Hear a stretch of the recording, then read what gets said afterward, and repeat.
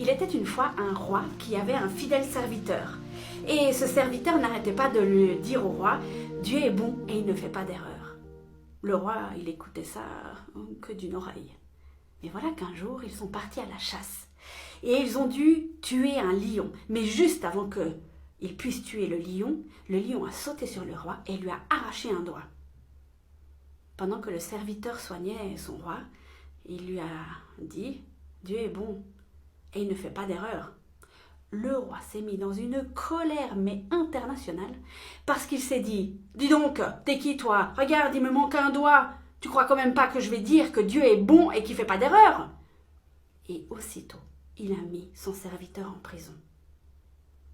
Mais dans sa prison, le serviteur continuait à dire « Dieu est bon et il ne fait pas d'erreur ». Un jour, le roi est reparti à la chasse. Mais ce jour-là, il n'est pas tombé sur un lion. Il est tombé sur une tribu qu'il a capturée.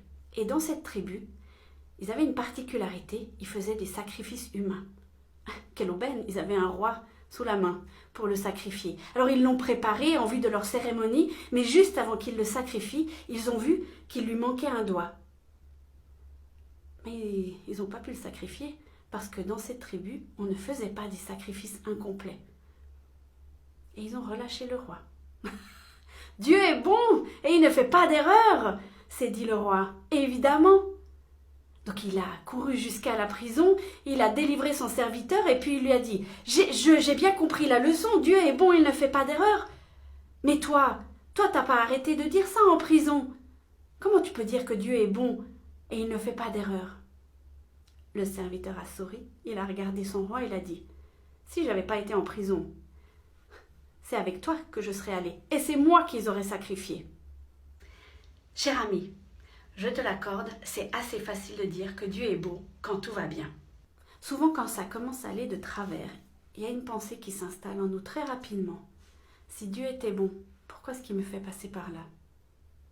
La petite histoire que je vous ai racontée au début, elle prête assez à sourire. Puis quand on a toute l'histoire, on se dit « Ah ben évidemment, heureusement qu'on lui a arraché un doigt, heureusement qu'il a mis le serviteur en prison. » Et on avait toute l'histoire. Eh bien, quand on a des difficultés, quand on a des épreuves, quand on a vraiment des choses par lesquelles on doit passer qui peuvent être affreuses, on n'a pas toute l'histoire. On ne sait pas ce qui va arriver. Et surtout, on ne sait pas pourquoi. Alors, peut-être qu'on n'aura jamais d'explication.